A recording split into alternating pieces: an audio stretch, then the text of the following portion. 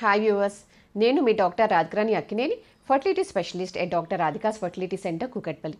మీకన్నా period miss అయితే ముందు మీరు ప్రెగ్నెన్సీ ఉందా లేదా కన్ఫర్మ్ చేసుకోండి. ప్రెగ్నెన్సీ టెస్ట్ మనం 2 రకాలుగా చేసుకోవచ్చు. ఒకటి యూరిన్ ద్వారా, ఇంకొకటి బ్లడ్ టెస్ట్ ద్వారా.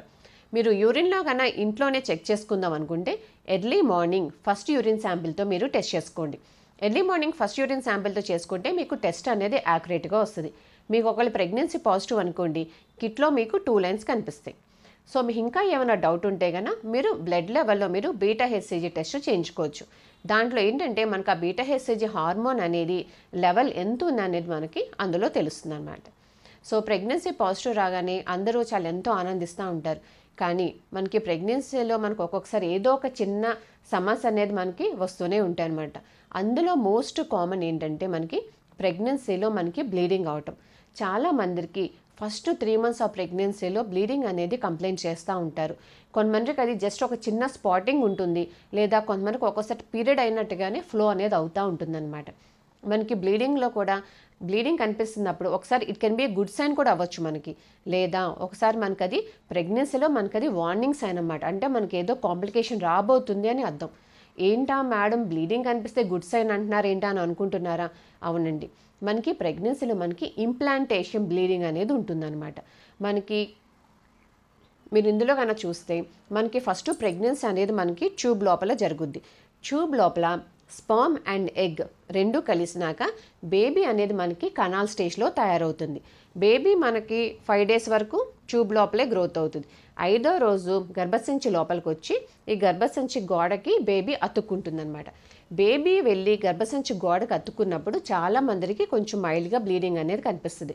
అది యూజువల్గా స్పాటింగ్ ఉంటుంది, ఓన్లీ 1 or 2 days అట్లా ఉంటుందన్నమాట. సో ఇది మనకి గుడ్ సైన్. ఈ విధంగా కనిపిస్తే ఏంటంటే వీళ్ళకి ప్రెగ్నెన్సీ పాజిటివ్ వచ్చే ఛాన్స్ అనేది ఎక్కువగా ఉంది అని అర్థం అనమాట మనకి. కానీ కొన్నిసార్లు అదే బ్లీడింగ్ మనకి ఎక్కువగా కనిపిస్తుందంటే మాత్రం మనం అప్పుడు నెగ్లెక్ట్ చేయకూడదు. మనకు అదేంటంటే మనకు అది వార్నింగ్ సైన్, అంటే మనకి ఏదో ఒక కాంప్లికేషన్ రాబోతుంది అని అర్థం. సో మీకు ఎప్పుడన్నా బ్లీడింగ్ ఎక్కువగా అనిపిస్తే మాత్రం ప్రెగ్నెన్సీలో మీరు వెంటనే మీ గైనకాలజిస్ట్ని కలిసి ఒకసారి ఆ బ్లీడింగ్ దేనివల్ల అవుతుంది ఏంటి అనేది మీరు ఒకసారి చెక్ చేసుకోవాల్సి ఉంటుందన్నమాట. ఇంకొక విషయం ఏంటంటే చాలామంది ప్రెగ్నెన్సీలో బ్లీడింగ్ కనిపించగానే వెంటనే కంగారు పడుతూ ఉంటారు. అమ్మో నాకు బ్లీడింగ్ అవుతుంది అంటే ఇప్పుడు నాకు అబార్షన్ అయిపోద్ది అని వాళ్ళు చాలా టెన్షన్ పడతారు. ప్రతి బ్లీడింగ్తో మీకు అబార్షన్ అవుతుందని కాదు, కానీ బ్లీడింగ్ కనిపిస్తున్నప్పుడు మనం దాన్ని ఒక వార్నింగ్గా తీసుకొని వెళ్ళి చెక్ చేయించుకొని దానికి సంబంధించిన ట్రీట్మెంట్ చేయించుకున్నాం అనుకోండి, చాలామందికి ఆ బ్లీడింగ్ అనేది రిజాల్వ్ అయిపోతూ ఉంటుందన్నమాట. సో ఈరోజు మనం ఈ వీడియో ద్వారా ప్రెగ్నెన్సీలో బ్లీడింగ్ అవ్వటానికి కొన్ని కారణాలు ఏంటి, వాటికి మనం ఏ విధమైన ట్రీట్మెంట్ చేయించుకోవాలి, ఆ కారణాలు ఎలా అని మనం చెక్ చేయించుకోవాలి అనే విషయాల గురించి మనం డిస్కస్ చేసుకుందాం. మనకి ప్రెగ్నెన్సీలో మనకి ఎన్నో రకాల హార్మోన్ చేంజెస్ అనేవి ఉంటాయి. సో ఫస్ట్ కారణం ఏంటంటే మనకి ప్రెగ్నెన్సీలో బ్లీడింగ్ అవ్వటానికి ఒకటి సర్విక్స్ నుంచి. సర్విక్స్ అంటే చూడండి, మనకి గర్భసంచికి కింద ఉండే ముఖద్వారాన్ని మనం సర్విక్స్ అని పిలుస్తాం. ప్రెగ్నెన్సీలో మనకి జరిగే హార్మోన్ చేంజెస్ వల్ల ఏమవుతుందంటే కొన్నిసార్లు ఈ సర్విక్స్ అనేది కొంచెం వాపు రావచ్చు.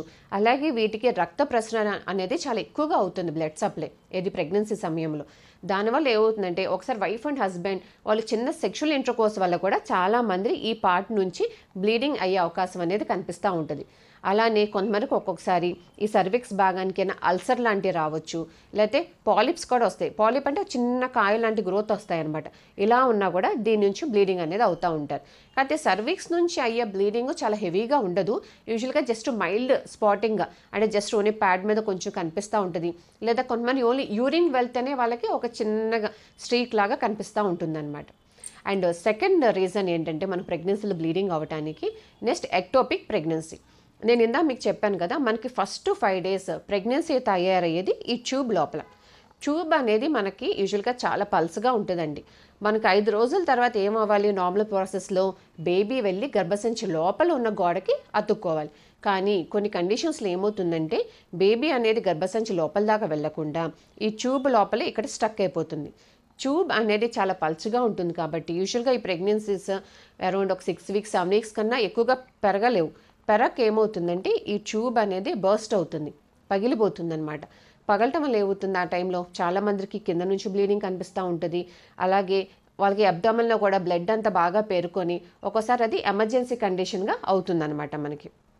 దీన్ని ఎక్టోపిక్ ప్రెగ్నెన్సీ అంటాం అనమాట.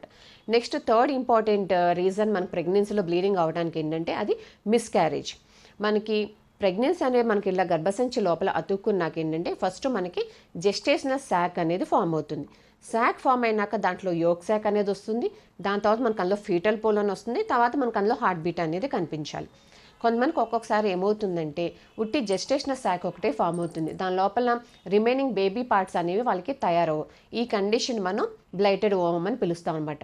ఇంకా కొంతమందికి ఏమవుతుందంటే ఒక్కోసారి శాక్ హెల్దీగా ఉంటుంది, చక్కగా బేబీ ఫామ్ అవుతుంది, హార్ట్ బీట్ అన్నీ బాగానే ఉంటాయి. ఏనా కానీ వాళ్ళకి మాయ కింద ప్లేస్ ఒక్కొక్కసారి సెపరేట్ అయ్యి వాళ్ళకి సబ్కోరియోనిక్ హెమరేజ్ అనేది ఫామ్ అవ్వచ్చు అనమాట. ఇంకా కొంతమందికి ఒక్కోసారి ఏమవుతుందంటే యూజువల్గా మనకి మాయ అనేది యూజువల్గా ఎప్పుడైనా కానీ గర్భసంచికి పై భాగంలో అతుక్కుంటుందన్నమాట.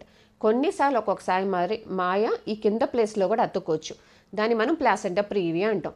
ఇలా కింద మాయ అతుక్కున్నా కూడా వాళ్ళకి ఒక్కొక్కసారి బ్లీడింగ్ అనేది కనిపిస్తూ ఉంటుందన్నమాట మనకి. సో మనకి ఇవి కామన్ రీజన్స్ మనకి బ్లీడింగ్ అవ్వడం ప్రెగ్నెన్సీలో. సో మీకు ఎప్పుడైనా కానీ ప్రెగ్నెన్సీలో బ్లీడింగ్ కనిపిస్తే మాత్రం నెగ్లెక్ట్ చేయొద్దు. వెంటనే వెళ్ళి మీ గైనకాలజిస్ట్ని కలవండి. మీరు మీ గైనకాలజిస్ట్ని కలిసినప్పుడు ఫస్ట్ మీరు చేయించుకోవాల్సిన ఎగ్జామినేషన్ ఏంటంటే పర్స్పెక్యులమ్ ఎగ్జామినేషన్. అదేంటంటే మనం ఇన్స్ట్రుమెంట్ని వెజైనాలో ఇన్సర్ట్ చేసి ముందు సర్విక్స్ని ఎగ్జామిన్ చేస్తాం. సర్విక్స్ నార్మల్గా ఉందా, నేను ఇంత మీకు చెప్పినట్టు ఏమన్నా సర్విక్స్కి ఈ భాగంలో అల్సర్ లాంటి అంటే పుండు లాంటిది ఉందా, లేదా కొందరికి ఒక్కోసారి పాలిప్స్ ఉంటాయి అంటే చిన్న కాయ లాంటి గ్రోత్స్ ఉంటాయి. అలాంటి కండిషన్స్ ఏమైనా ఉన్నాయా అనేది మనం చూసుకోవాల్సి ఉంటుంది. దీని తర్వాత ఏంటంటే మీరు నెక్స్ట్ అల్ట్రాసౌండ్ ఎగ్జామినేషన్.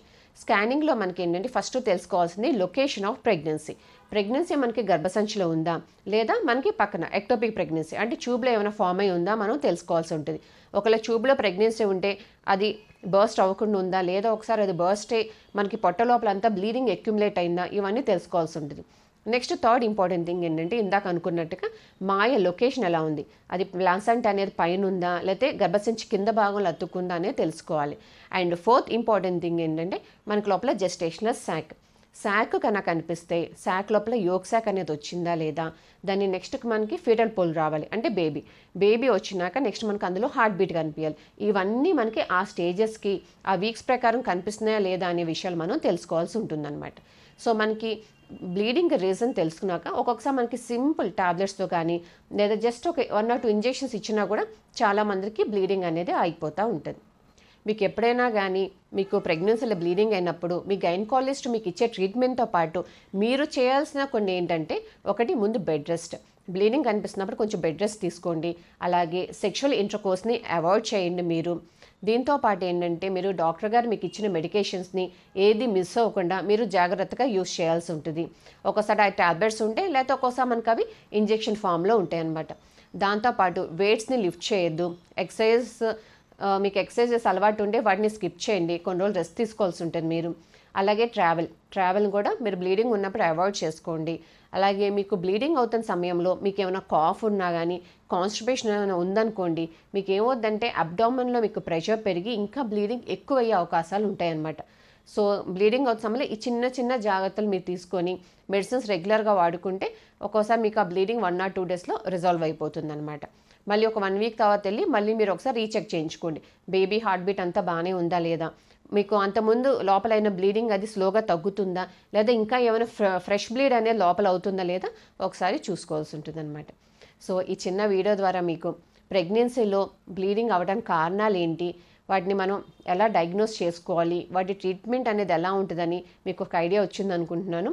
ఇంకా ఏమైనా డౌట్ ఉంటే కింద కామెంట్ సెక్షన్లో డ్రాప్ చేయండి. Thank you.